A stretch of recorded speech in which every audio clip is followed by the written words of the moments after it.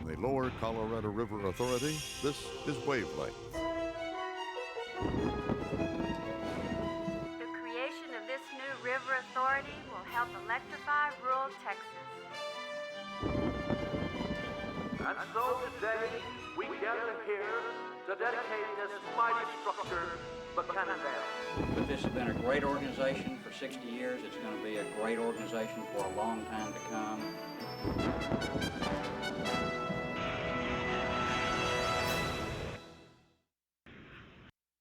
Our discussion item is the agreement with the San Antonio water system. Mr. Beal. Hi everyone, welcome to the March 2001 edition of Wavelength.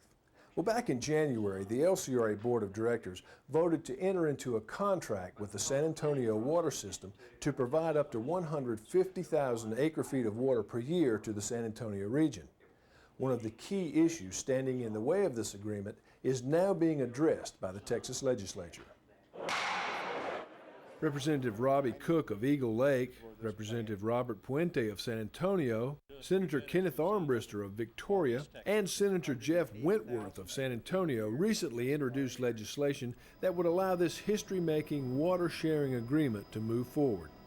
These two pieces of legislation are very significant in water planning in the future of the state of Texas, not only 50 years but beyond. This is a win-win situation. It's a precedent-setting plan. The legislation we filed is just enabling legislation for the plan to be implemented. Under the agreement, funds from the sale of water to San Antonio would allow the LCRA to construct off-channel ponds to store excess flows in the Colorado River downstream of Austin, and to implement significant conservation measures in agricultural irrigation. The new water would help San Antonio meet its future water demands. It would also serve irrigation needs in the Colorado River Basin and allow the average levels of Lakes Travis and Buchanan to remain higher during droughts. The funds would also allow the LCRA to help rural communities in the western part of the basin meet their future water needs as well. I, for one, am absolutely thrilled with this agreement. It's great for agriculture, but it puts an end to the I win, you lose. And there has been, I think, somewhat an I win, you lose mentality in various water issues. And I'm hoping that East Texas replicates this. I'm so excited about this, what it does for the rice guys, the rice leveling, which will conserve water, the fact that rice and agriculture will actually have more water, and San Antonio's needs will be assured. The LCRA and the San Antonio water system will fully explore the environmental impacts of this proposal during a study period which could last up to 7 years. With the emphasis on company-wide safety at an all-time high, the timing for this event was perfect. Hundreds of LCRA employees turned out in Austin as the Corporate Safety Committee sponsored its 4th annual Safety Expo at the General Office Complex.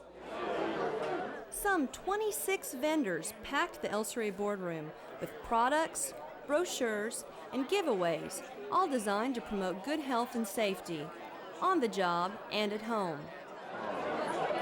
Along the way, you could get your eyes checked, your blood drawn, your blood pressure checked, then you could have your blood pressure lowered with a relaxing massage. You could also try out the latest in ergonomic furniture or learn about local child safety programs. We're really surprised at the number of people that are here. We're hoping we brought enough stuff. We're getting a really good response. A lot of people are really concerned about child safety, child identification programs that we have, such as that, and the HEAT program, which is auto theft task force, preventing car thefts. One of the most popular booths was sponsored by the Central Texas Poison Center. They had on display some of the Texas critters you may want to avoid now that spring is near. But the most common problem they face comes from inside the home. Probably about 70% of our calls are from little kids getting to household products. They're stored under the sinks where it's real easy for kids to reach, and all the time, this is our #1 call across the state and across the nation, their household products. And right in behind that are medications. It's nice to see the big turnout that we have today. I'm not on the safety committee, but they do a lot of work in the backgrounds, and for it to come together like this, it's really nice. The biggest point we want to bring across is that LCRA management and the Corporate Safety Committee is 100% supportive of safety, and we want to make the employees understand that safety starts with the individual, and that's what we're all about, trying to be safe within the company. Okay, go around, go around. This deer trapping operation was part of LCRA's plan to relocate deer from overpopulated lands near the Ferguson power plant in Marble Falls to the wide open spaces of LCRA's Cooper Farm resource area in Fayette County. The LCRA has created a unique natural science laboratory on this 180-acre farm, which was once earmarked to be part of a lignite mining project in the area. Today, one of the major goals here at Cooper Farm is to show landowners that agriculture and wildlife are compatible and can develop a mutually beneficial relationship. Lee Fricks really did a lot of work this week getting everything organized where we could set this thing up. Welcome to the first annual meeting of the Fayette County Wildlife Management Cooperatives. There are now 6 wildlife co-ops in Fayette County with over 500 members covering 100,000 acres of land. We can take landowners and you can preach to them for a long time with slide presentations, but when you bring them to a facility like LCRA Cooper Farm and show them on the ground, hands-on demonstrations of planting food plots, of planting native grasses, it really gets into the landowner and it makes a good connection. And by doing this, we can improve the habitat as a whole and help the entire environment. They recommend you make the food plots long and narrow along the edge of the woods because the deer doesn't like to travel, too far from the edge of the woods. Here at Cooper Farm, landowners get to see firsthand these techniques designed to help wildlife like deer, turkey, quail, and songbirds survive and thrive in the region.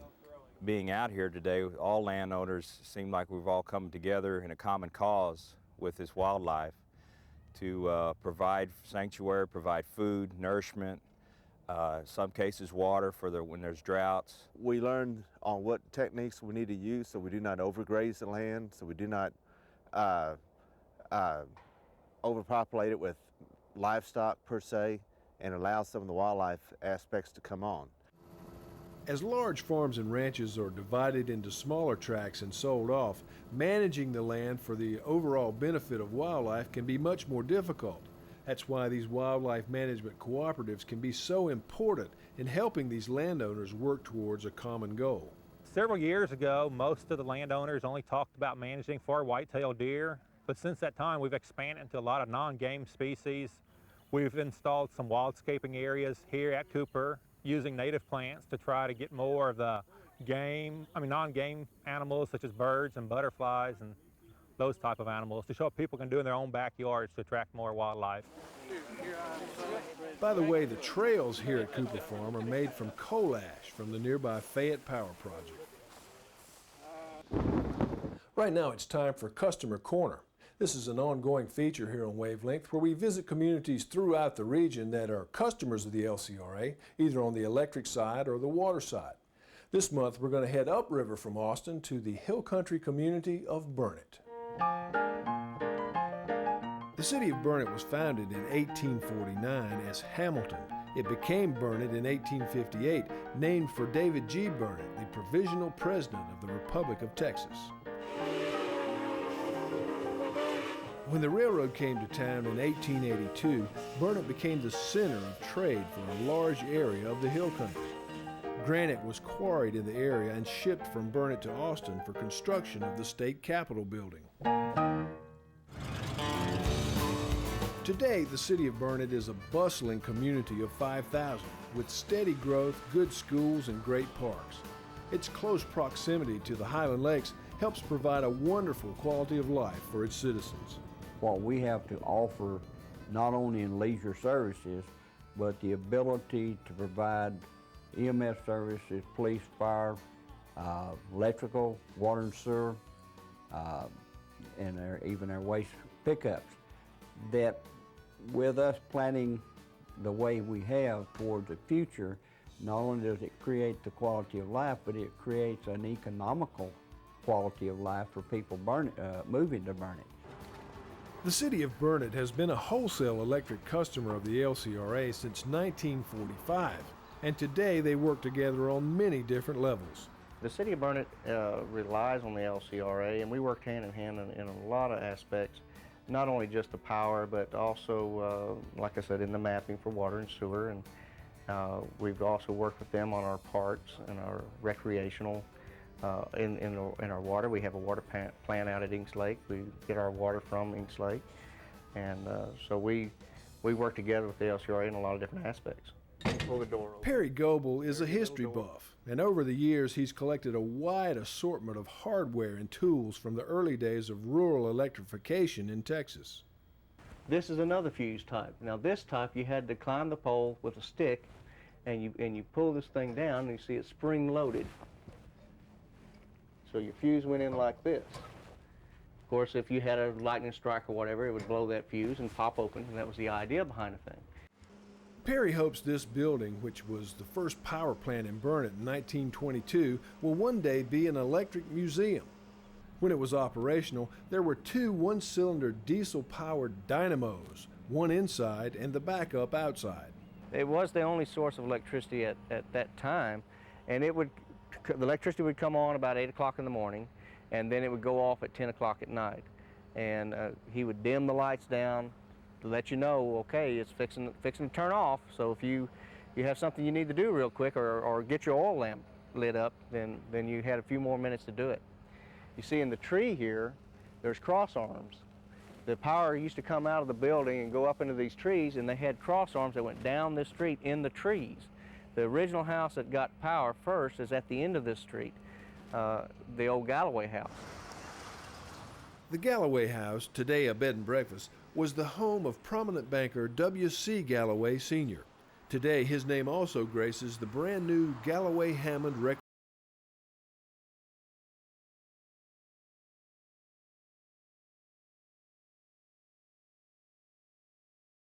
The art facility is a shining example of how a community can form partnerships that benefit the entire region. We feel very fortunate. We have received 3 $500,000 grants from Texas Park and Wildlife in regard to Galloway Hammonds, along with the other contributors, which is the school, the private enterprise, LCRA, TXU, HEB. We have lots of contributors in regard to it. The facility already has over 1,500 members, and plans call for an April grand opening ceremony. It's just a wonderful place. It's a place for kids to go when they don't have anything to do. There's no movie theater here in Burnett. There's no real hangout for kids, and no place for adults to get in shape or to be with one another, to meet new people, and this is a place for all that. It's a wonderful environment. Everybody's positive. Everybody's trying to do something good with their lives and make themselves a better person. And this is the place where it happens here in Burnett. On this day, the LCRA Rangers were also using one of the pools for scuba training classes. Well, it's shaping up to be a busy spring in Burnett. The steam train starts its weekend runs from Cedar Park to Burnett in March. Historic Fort Croghan opens for tours in April. And Burnett's showcase event of the year, the 3-day Bluebonnet Festival, is coming up April 13th. Coming up in the March LCRA News, learn about LCRA's near-miss accident reporting campaign and how all employees can benefit from it. And read about the real-life tales of LCRA's real estate employees and the links they sometimes go to for right-of-way acquisition. You can also read about one employee's personal journey on Martin Luther King Day. All that and much more in the March edition of LCRA News. The Windmill Ranch on the banks of the Colorado River in Bastrop County. It was the perfect location to hold 6 for the Colorado.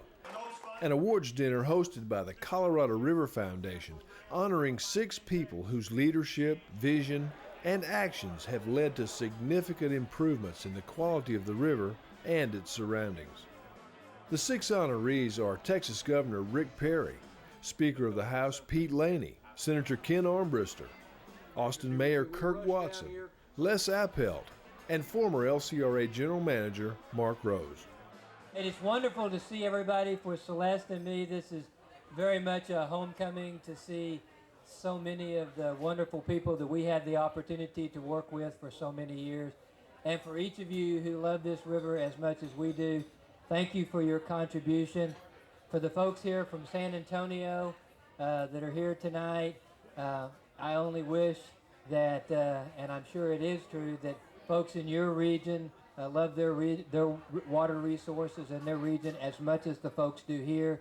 And it's wonderful to see you here tonight and taking part of this, and to see all the things that the two organizations are doing together.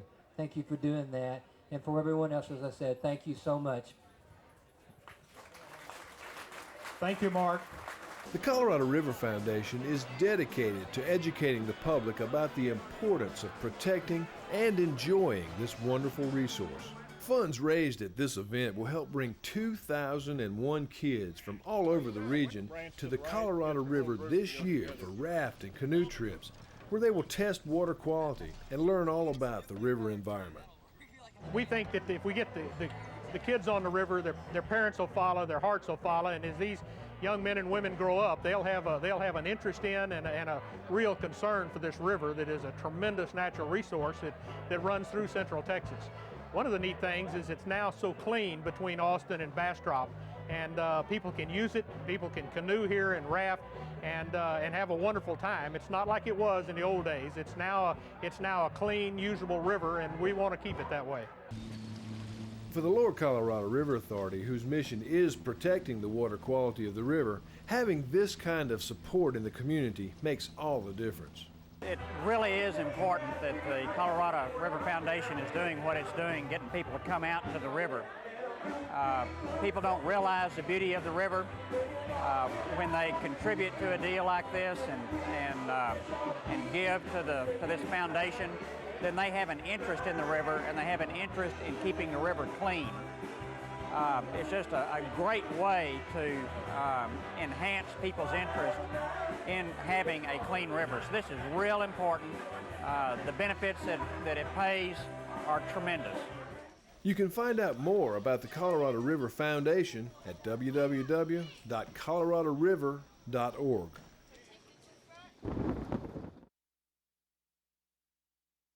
Rural areas have traditionally been in the slow lane of the information superhighway, but one Hill Country school now is planning to merge into the technological fast lane. Today, Marble Falls Schools forged an innovative high-tech partnership with the Lower Colorado River Authority and ZCon Wireless. There is a digital divide between the urban areas, the big cities, and the rural areas, the smaller communities. And in Texas, 80% of our rural areas do not have access to this new broadband technology. ZCon will provide free internet service to the schools, and the LCRA will give ZCon a discount to lease radio tower space. Central Texas has seen its share of droughts. Now there's a new plan to slow their devastating effects.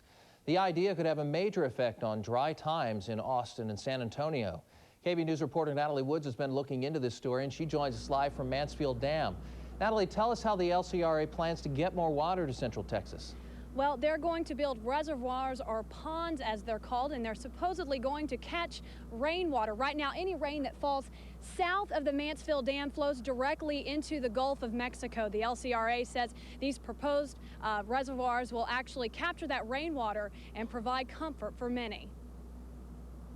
The LCRA says it has a new idea that will dampen the Central Texas drought problems. The idea is to build off-channel ponds in Wharton County near the Gulf that will capture rainwater, an idea the LCRA says is a win-win for all. First, for an industry failing because of the drought. The people who would be most affected by the ponds that are constructed will also have the greatest benefit in terms of water for agriculture. There's a $300 million rice crop in those counties that really sustains those counties from an economic point of view. Also San Antonio, a city that depends solely on groundwater. Finally, this plan benefits areas in and around Austin. The small communities off-river in the far western district will have access to water for the first time. These new reservoirs would knock out the once proposed plan to build a pipeline directly from Lake Travis to San Antonio. That's a plan that's been causing a lot of controversy. The lake levels were so low this year that it's been the lowest in 20 years, and I don't ever want to see it get that way again.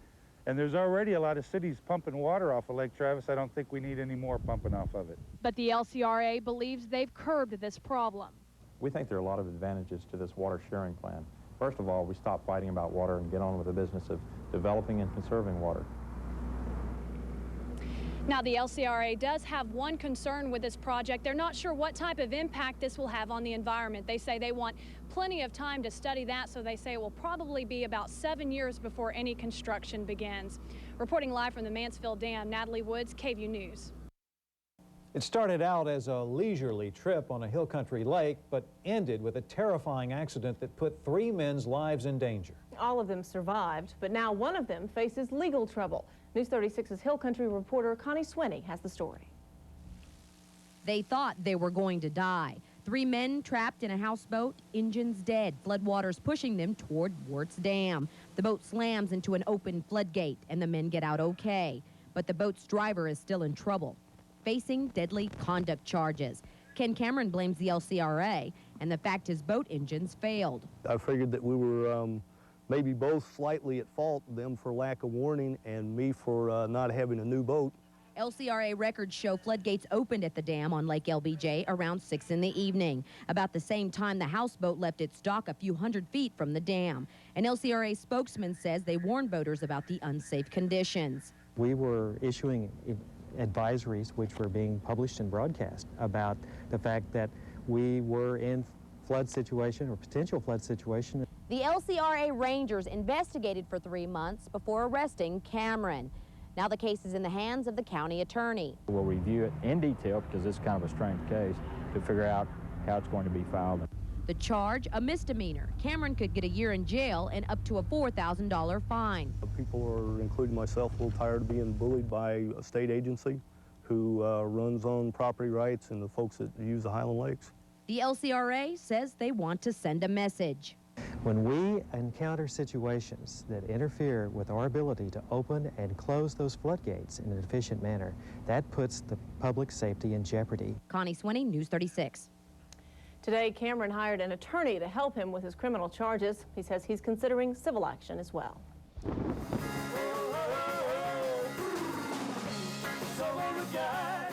That's it for this edition of Wavelength. We'll look forward to seeing you again next time.